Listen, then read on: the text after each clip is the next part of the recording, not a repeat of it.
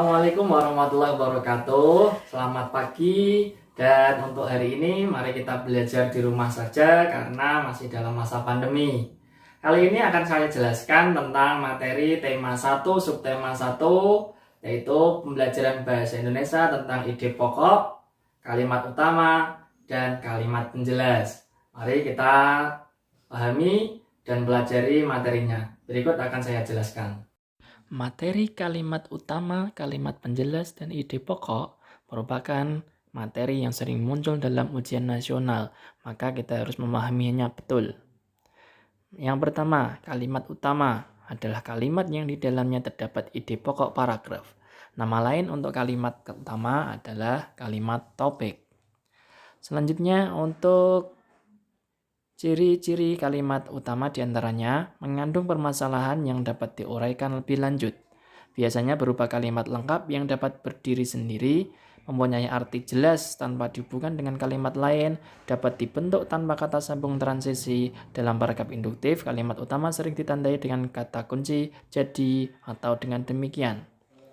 Selanjutnya, kalimat penjelas. Kalimat penjelas yaitu kalimat yang isinya memperjelas, menguraikan, atau berupa rincian-rincian tentang kalimat utama, atau kalimat yang menjelaskan kalimat utama. Ciri-cirinya. Yang pertama, sering merupakan kalimat yang tidak dapat berdiri sendiri. Arti kalimatnya baru jelas setelah dihubungkan dengan kalimat lain dalam satu alinea.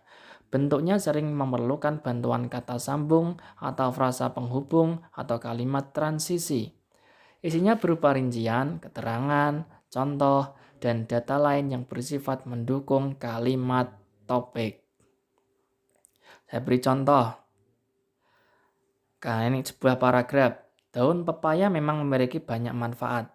Cairan daun pepaya dapat meredakan perut kembung. Cairan itu juga dapat melancarkan peredaran darah. Bahkan enak juga dimakan sebagai sayuran. Dari paragraf tadi, dalam satu paragraf terdapat satu kalimat utama dan sisanya merupakan kalimat penjelas. Dalam paragraf tadi terdapat 4 kalimat. Ya, ada 4 kalimat.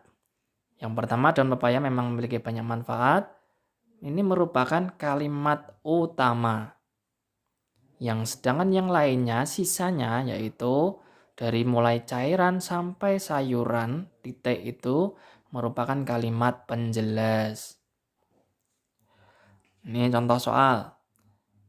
Kelapa sawit berbentuk pohon, tingginya dapat mencapai 24 meter. Akan serabut tanaman kelapa sawit mengarah ke bawah dan samping. Selain itu juga terdapat beberapa akar napas yang tumbuh mengarah ke samping atas untuk mendapatkan tambahan oksigen. Dari paragraf di atas kita dapat menentukan kalimat utama. Jadi kalimat utama bisa kita ambil dari kalimat yang paling awal. Kita ambil satu kalimat full, yaitu kelapa sawit berbentuk pohon. Jadi jawabannya adalah A. Untuk jawaban B, tingginya dapat mencapai 24 meter. Ini merupakan kalimat penjelas karena isinya menjelaskan kalimat utama.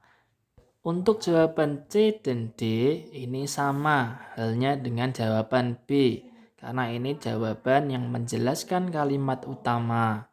Jadi untuk kalimat utama itu bisa kita ambil dari kalimat paling awal. Satu kalimat full, jangan ada kata yang dihilangkan. Begitu penjelasannya.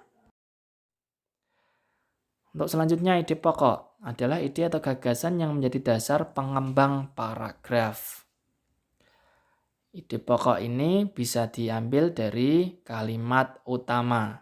Nama lain dari ide pokok yaitu gagasan pokok, pikiran pokok, gagasan utama, pikiran utama, atau pokok pikiran.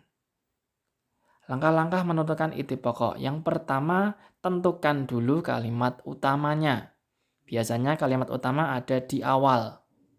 Setelah ditemukan kalimat utama, ubah kalimat utama itu menjadi kalimat yang lebih ringkas. Berikut contohnya. Buah kedondong memiliki berbagai manfaat. Buah ini bisa dijadikan bahan rujak yang lezat. Buah ini juga bisa dijadikan manisan.